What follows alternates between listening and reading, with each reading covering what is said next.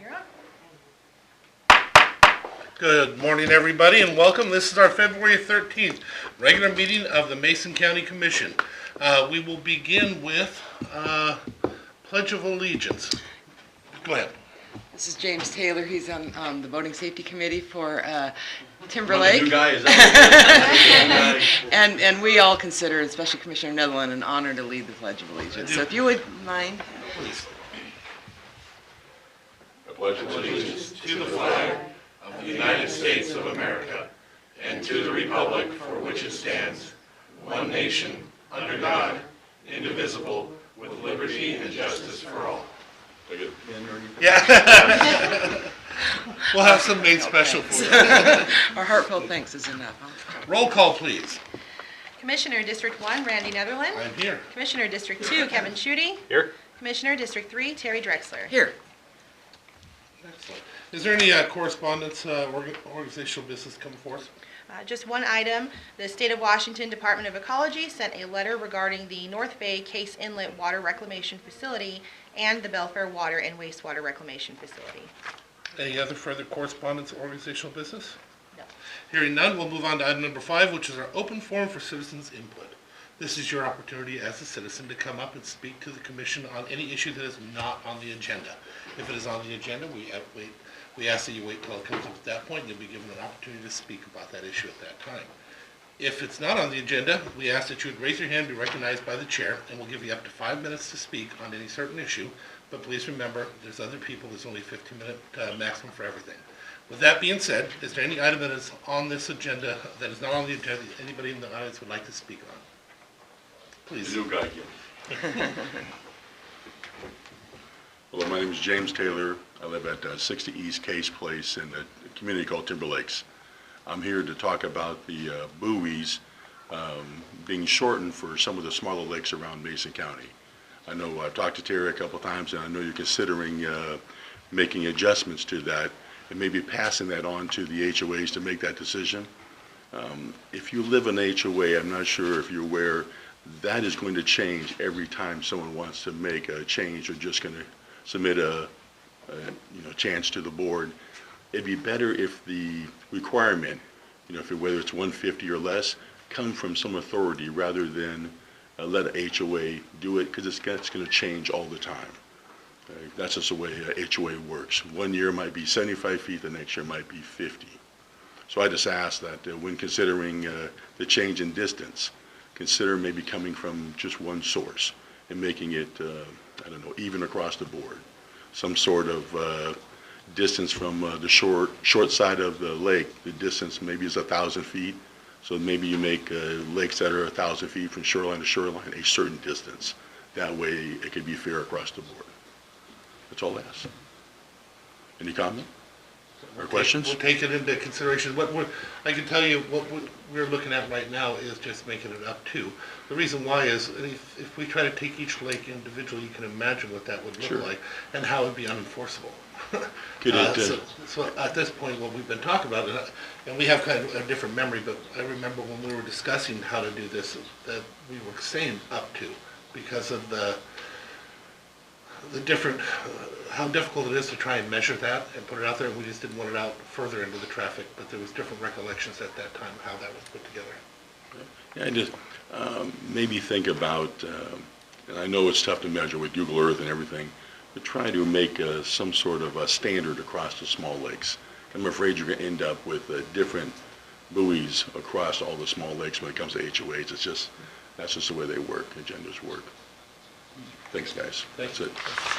No, I do support, I like the concept of being as flexible as possible by changing that wording to the up to. And I've been waiting for the analysis by our planning department to come on back with some recommendations on that. They're well aware of our desire to have this taken care of well before the boating season starts. So we'll just keep pushing.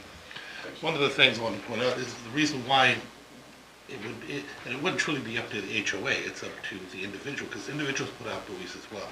It's not just HOAs. And the thing that we were worried about is that there was encroachment on the waterways by people that went it farther away and farther away and farther away. Next thing you know, you had a buoy out there 300 feet saying, hey, you can't come within the buoy. And that's what the law that we put together was, just to try and restrict that. There was talk of making it larger at one point, but then we realized we'd be turning a lot of motorboat lakes into non-motorized lakes very quickly. All right. Is there anybody else who would like to speak on any issue that is not on the agenda? Hearing none, well then we will move forward with the adoption of the agenda. Mr. Chair, I move the adoption of the agenda as presented. Second? It's been moved and seconded for the adoption of the agenda as presented. Any further discussion? All in favor say aye. Aye. Aye. It is adopted. Item number 7, approval of the minutes. Mr. Chair, I move approval of minutes from February 5th, 2018's briefing and January 23rd, 2018 regular meeting minutes and February 1st, 2018 special meeting minutes. And I'll second. It's been moved and seconded for the approval of the minutes. February 5th, 2018 briefing minutes. January 23rd, 2018 regular meeting minutes. February 1st, 2018 special meeting minutes.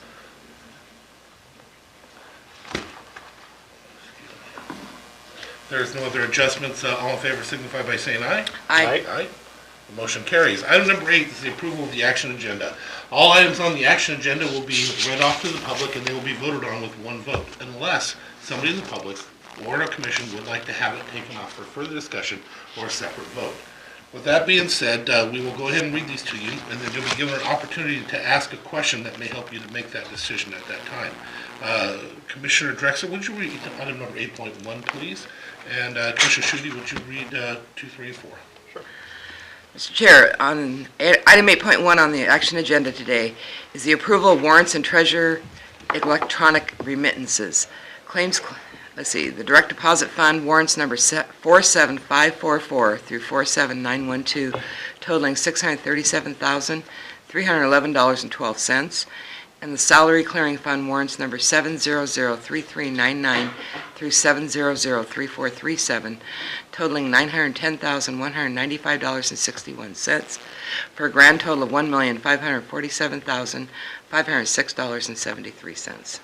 Item 8.2, approval of the resolution replacing Resolution 595 to update the Public Works Road Department Working for Others policy required by WAC 136-50-054. Item 8.3, approval to authorize Public Works to purchase a new pump for the Victor lift station for the North Bay sewer system for $20,750 plus tax and freight. And item 8.4, approval of the Puget Sound Industrial Center to Belfair sewer connection project work plan. Now that this has been read to the public, is there anybody that has any questions that may help them to decide whether or not to have it taken off for a separate vote? Hearing none, is there anybody that would like anything taken off for a separate vote, including the commission? Hearing none, I will entertain a motion for adoption of the action agenda, please. Mr. Chair, I move approval of the action agenda items 8.1 through 8.4 as presented. I'll second. It's been moved and seconded for the adoption of the action agenda as presented, item number 8.1 through 8.4. Any further discussions or comments? Mr. Chair, just want to highlight, first off, heavy on Public Works today. A lot of good things happening up at Public Works, and appreciate all the staff effort there. In particular on item 8.4, approving a work plan for our partnership with the Puget Sound Industrial Center sewer connection. This reflects a lot of hard work by staff. A lot of effort has gone into it on our side, in particular on Bart Stepp here, our Deputy Director for Utilities at Public Works, and certainly also on the City of Bremerton side. It can't be overstated how important this is for the north end of the county, and how appreciative I am in particular of the partnership that we've built with the City of Bremerton, and look forward to approving this plan and then putting it to work. And I just want to thank Bart and Director Houth for your establishing those relationships even prior to this that helped us step forward in a really good working relationship. I trust this is going to go very well, and I appreciate your efforts on that. And this is very exciting for actually the future of the county and the growth in the north end. So we're very, very excited to get going on this. from there. I wholeheartedly agree, and I'm very, very happy with all the work that's been put in. And those relationships are very solid.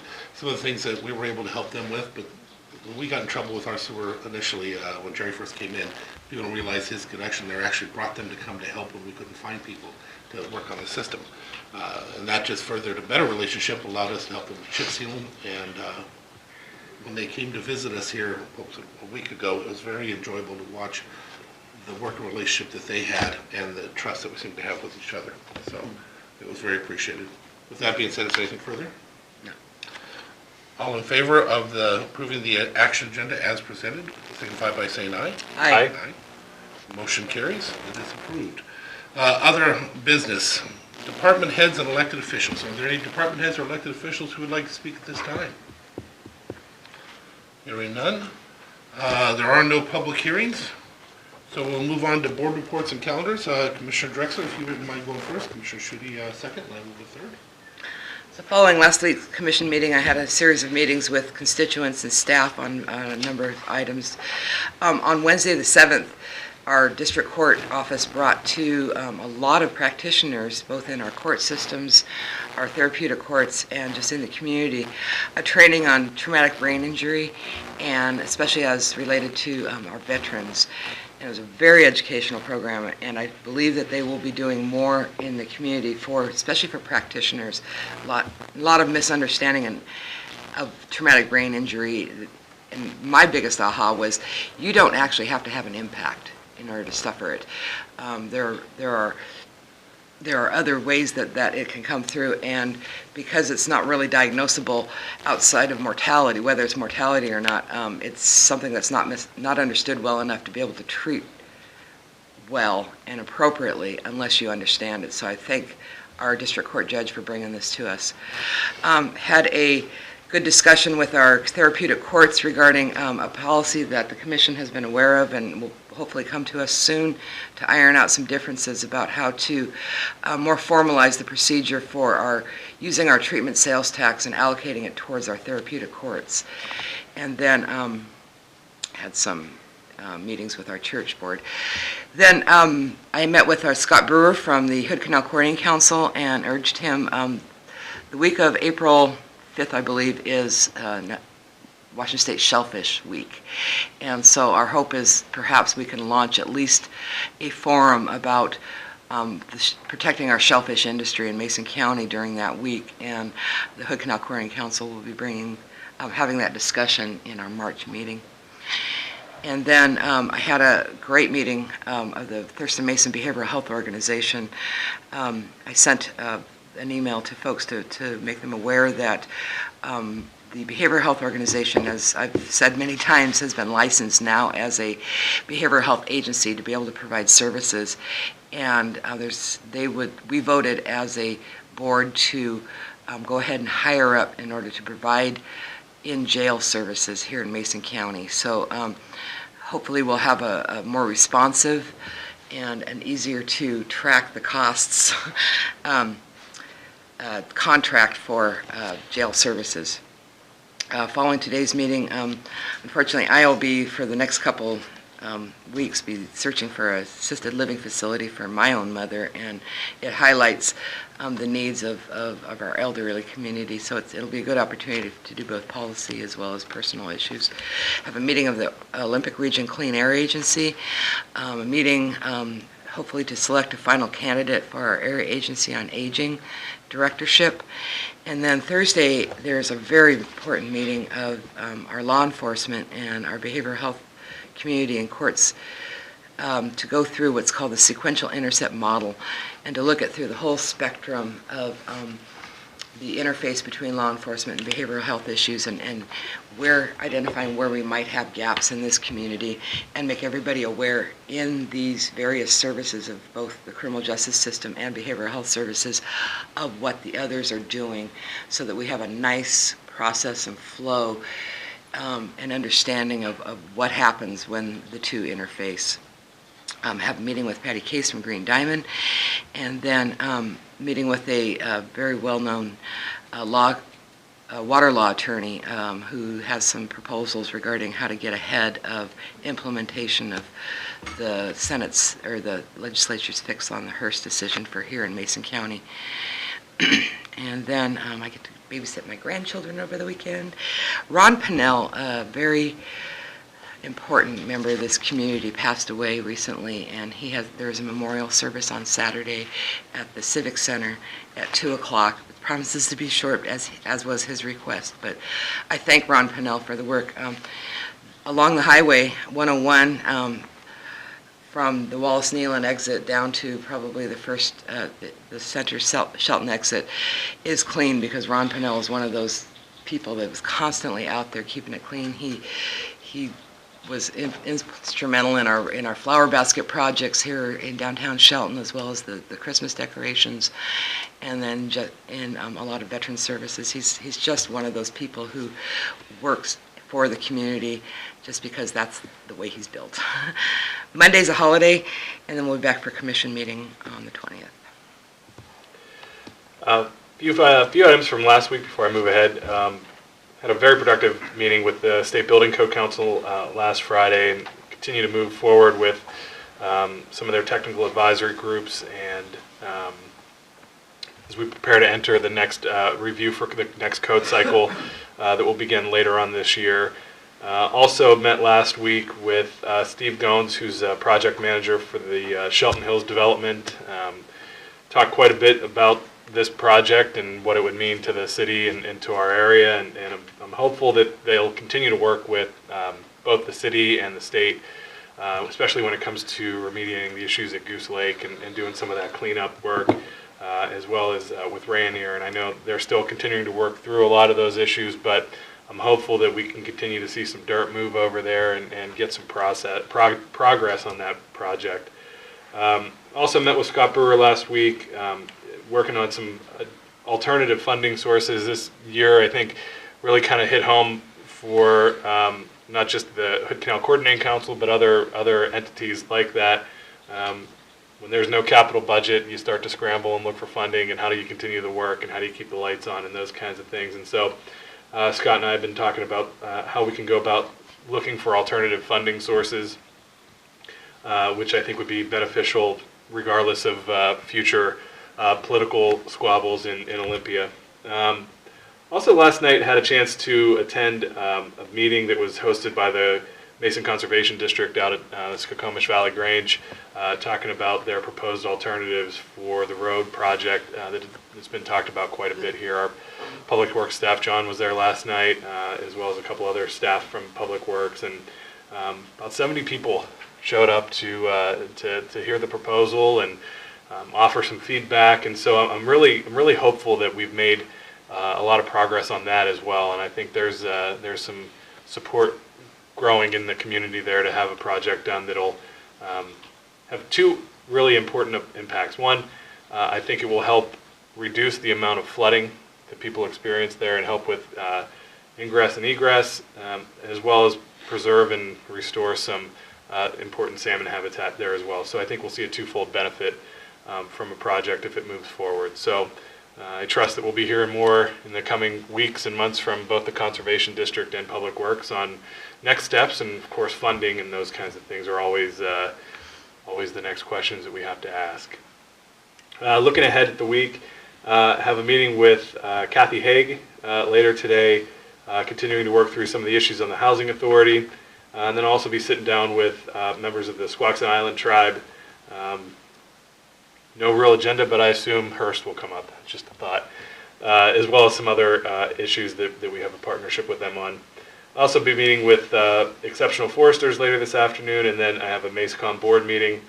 Also this week, have Mason Transit's agenda meeting, Legislative Steering Committee with the Association of Counties in Olympia, followed by a meeting with Community Youth Services, also in Olympia, and then back for more Association of Counties strategic communications work that afternoon. And then Friday, meeting with Eric Malt at Mason General. Then I have meetings with Telecare, Consejo, and I'm going to be touring Choice High School and meeting with the folks from Host. Then later that day, also meeting with Kyle Cronk from the South Sound YMCA and a couple other local stakeholders about that project.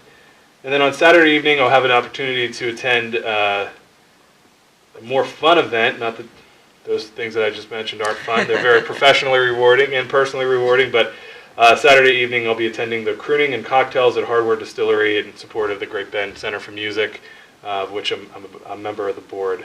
So looking forward to getting out and having a good evening on Saturday, supporting a great cause. And then Monday's a holiday, and back for our meeting on Tuesday. Okay, in short form, I don't know why, but I've had a lot of candidates been asking me to sit with them to go over different things, and I always think of myself as the least political, but for some reason they keep getting a hold of me, so there must be something I'm missing. I've met with a lot of our local businesses lately in trying to help them to retain and even expand their business, and one of those has led to some possible great improvements up in the north end in regards to rail again. There's been a lot of opportunities that have been opening up there that people don't know about, but we're real thankful for it here in the county, and I'll be having meetings later on this week in regards to that with some of the players in that particular issue. EDC hiring committee, we met with a finalist, and it was a very interesting person, very knowledgeable, but there were some things that we just decided that we're going to continue to look and continue to go forward and see what else is out there. The ARC actually attended the ARC meeting, and they actually voted so that Mason County is fully included now, and they are now the ARC of Puget Sound. Because of that, they've already worked out to work with Patty Kleist, of all people, to try and bring services for our handicapped children, our mentally challenged children here into Mason County as a whole, but North Mason real heavy right now.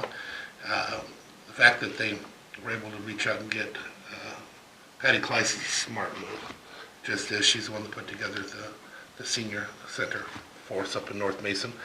Met with another group of developers in regards to the impacts that some of our codes have and some recommendations they may have for us to look at in the future. Had a regular EDC board meeting. A few people asked me to get together and explain some of our budget with them. I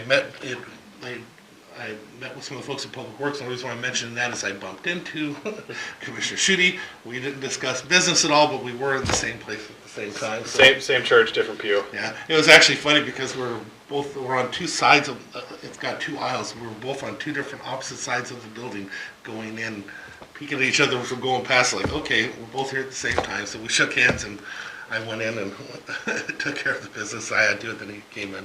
But we were not in there together, so just to share that with the public. We also had our briefings, as was mentioned. After this meeting, I'll be meeting with Republic. We have the Law Library Housing Coalition meeting, PTSA, meeting with some folks again in tiny homes in regards to the north end. Peninsula Regional Transportation Organization will be meeting. There is a fundraiser barbecue at Victor Hall. In case anybody's showing up there, please let us know so we can put that on. The food and fellowship on Sundays.